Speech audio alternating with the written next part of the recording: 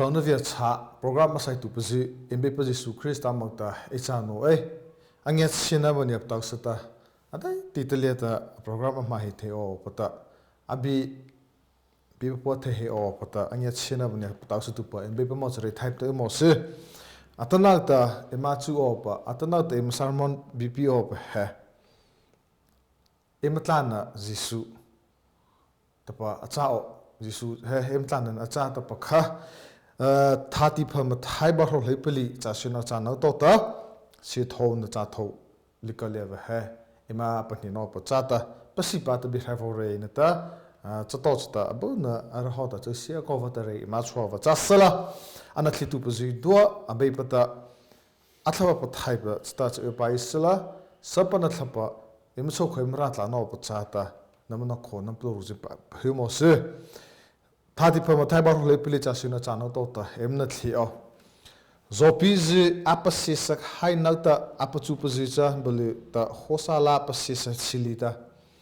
zopiz lias apasisak hai nata anade tata sa o pata tla la kieta avozala nata nade tata selena chata utla hata bali changya ka to ta ahlapi ta uta salapra pata pho pa hai nga ta thli chocha su nga ta chato cha o khawta tilapi chota amanna ta pheita se pata vota apa chupa je di ko chata tilapi chota se pa ama mo na ta chinga sa pata oita thamipa acha eo ta ita char salaman na ta chikhu kemana icha thalo pata uteu ta pata amau thai salta pitetan na ta abepa nana cha khieta la ti chole ta naman nalta evi opat na pasaite tata anata avite tata pitesa bole to thlai chota ti chole ta jisu la pangai pata seta charasala thlipi pacha amo na ta chi hata apamo pathota bepa na patsate ta pataota jisu ta thlai ke pasata vapatu ta nalta he anya pa chipa khazena nalo ve tata Bulilia mangia nata thlipicha achli hata he ta za ima plohulia ta lao ve kha bulilia amangia nata thlipi pacha achli hata pitir ta jisu bulilia amangia nata thlipi achli ha abepa mosri type tu mose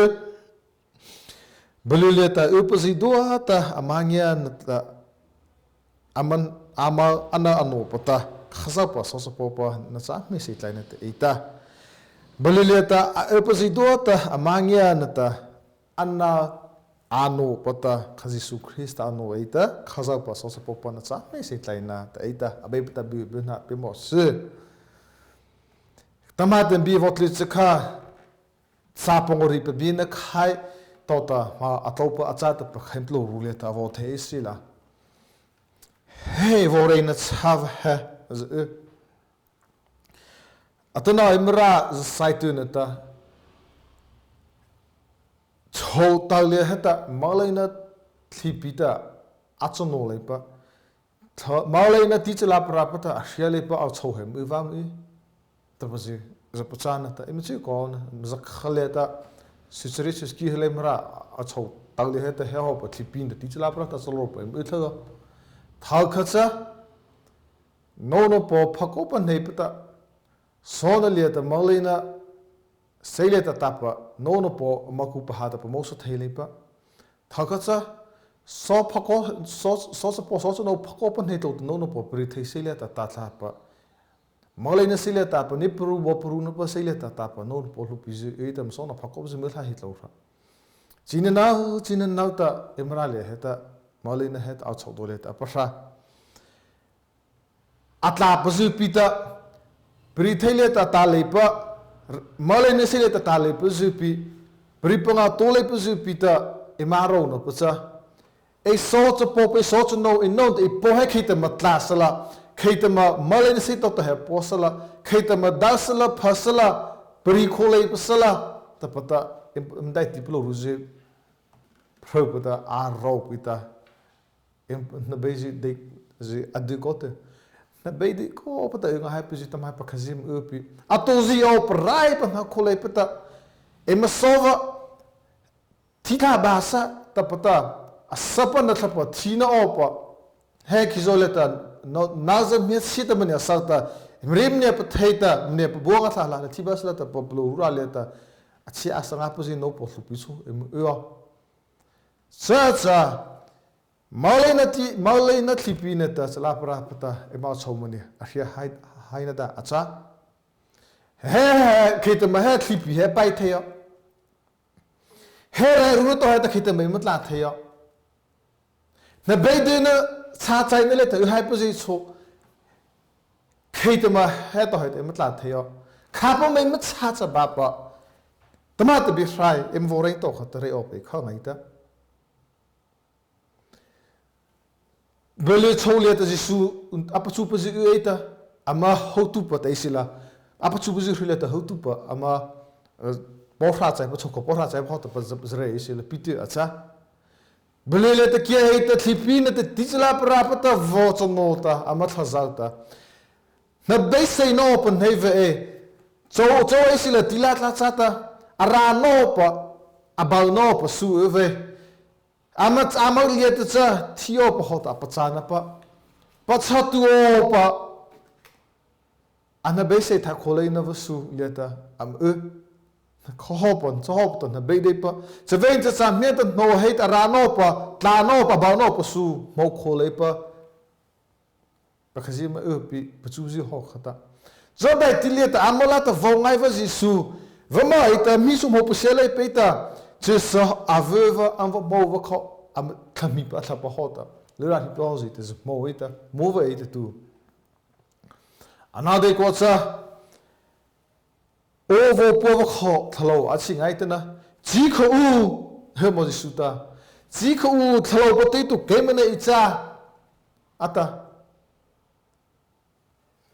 amrai runa amno pa pa charo no khrileta ji kho u ta pa thalo pote tu kemene icha ta jisu kho jisu u the ita ji kho u kemene icha thalo pote tu ta pa o ma the ita am thalo ma jisu u the ita moita amrai runa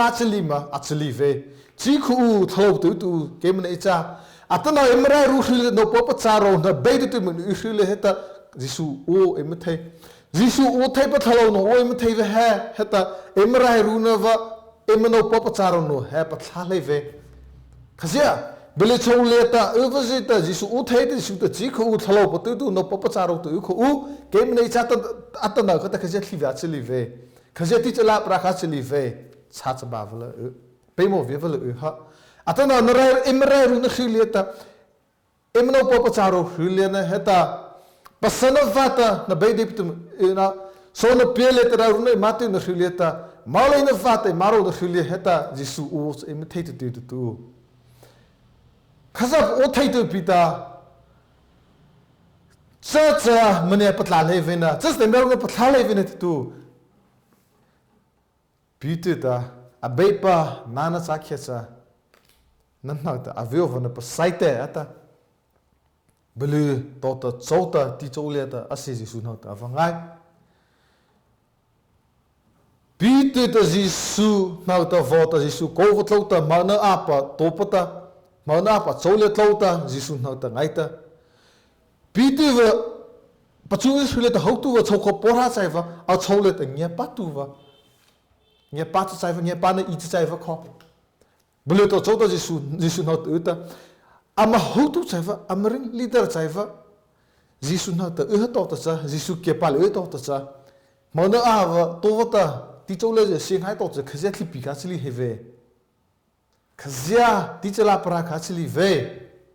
cha sa ba u hen tu atana chakutuva nyepatuva abeva chata dai tim mata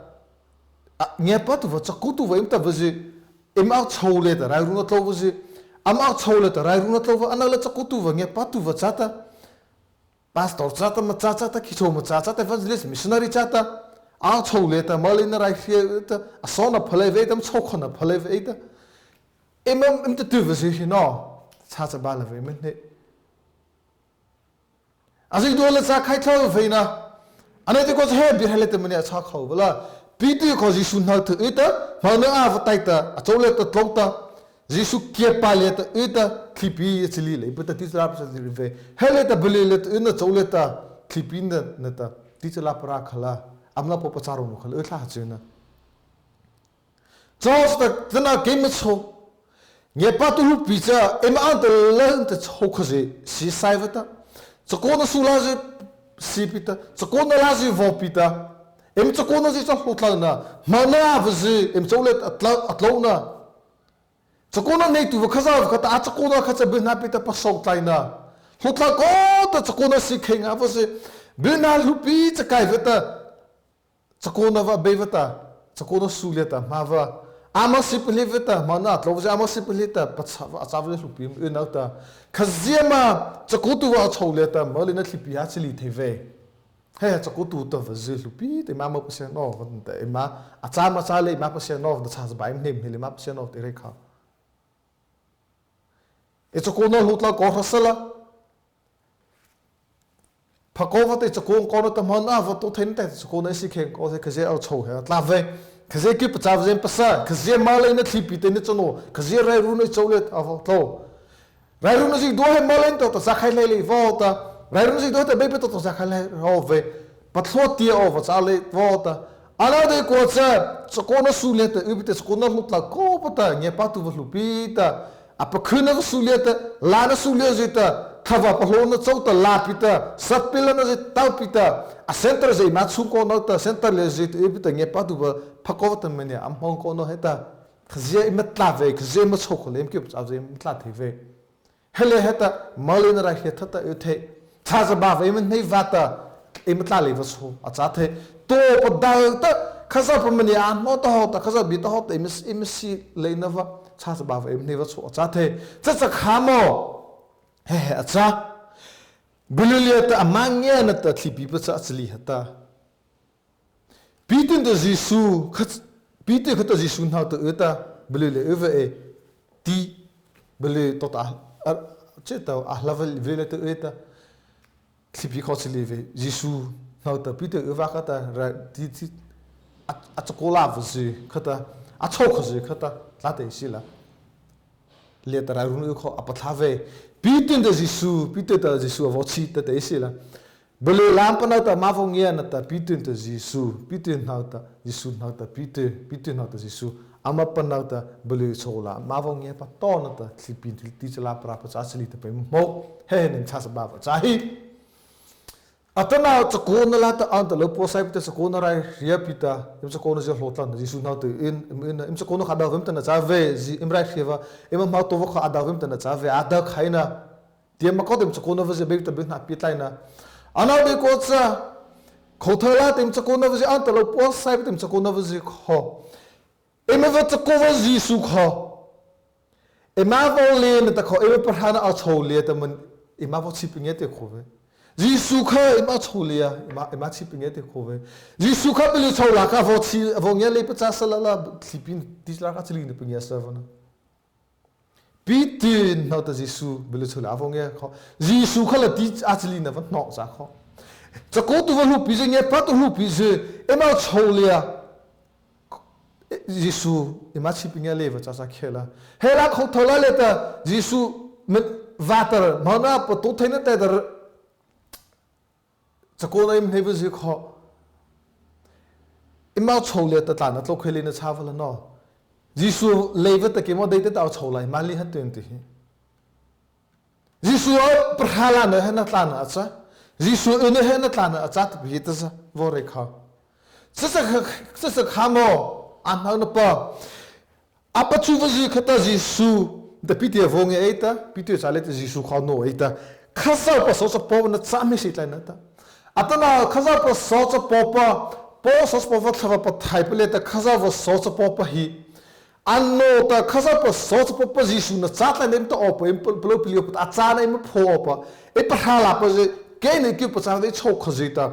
ke ma de ta khaza pa socha popa ta mana to ta chakota e siva khada le ta ke ne chok ni pa hala va ji do ta jisu krista hai ke ma de chakopa ke ma ta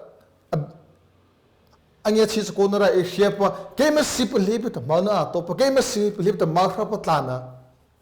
at lo khei tu pa khaza pa he game dei ta no ta game dei ta khaza pa so spon no sa ta ipote va kho khaza va ta adai ta ve malai na mo pa pho ta malai na naza ta malai na thina va thi o va ta sa game dei per hala ve chole ta Philippines so ne chokha te no posi do ta e per hala pe chole te per hala posi do ta khaza pa Jesu Christ dai chole ta chipinge ta avono isela khaza pa so so po na cha mi sit na ta amano ti na el chole ta tlan tlo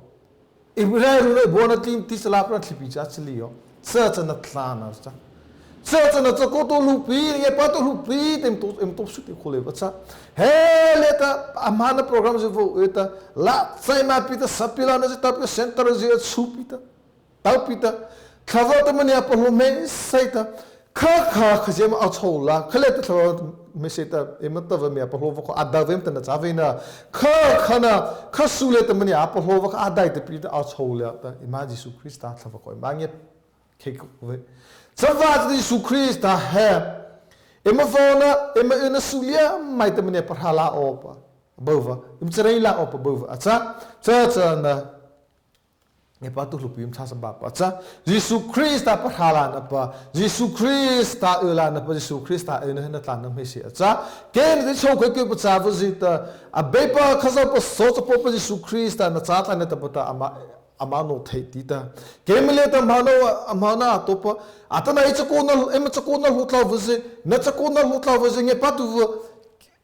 ke mo si pa lipa ta khaza varai fi so ko na zim cha pathala vizita am panala ta ma Keman nama si pelipata kasa vanya pana kasa varono na mahota mhovazi ko mem pana khelepa chavi mamo khazie ma chho matlabe bit ti chule ta siva ko pachu hadi so tam hola ra mamo jisu na ta so hola na ama ko ta leve ina jisu ko na ima chipinge ve ma chola ma chipinge pe mo ko jisu ko na ima chote ma pa khalet a be pe mo ko I'm out told that perhaps him has do Jesu a man of Pemo, Heploru, Pasana Ploru, do it Jesu Christ as a beaver, because I was a spawn of satellite and mano on a bird. Such an emerald land of a mopaka land of a molinra hip, Palaneva, Imchoka Kitlan land of a sata, and baby she do at the Bernard Pimo, sir. Amen. Clasasu. Hallelujah, baby, I'm a po. Good, Mania Pasatupa, Jesu Christ, Imatlan, no, a chata, but as I'm in a chachita. He mani chau tu peheta anatli tu puzin nauta rai hiasala tlan rai votlo mo su Jesu Christ amati cha hia amen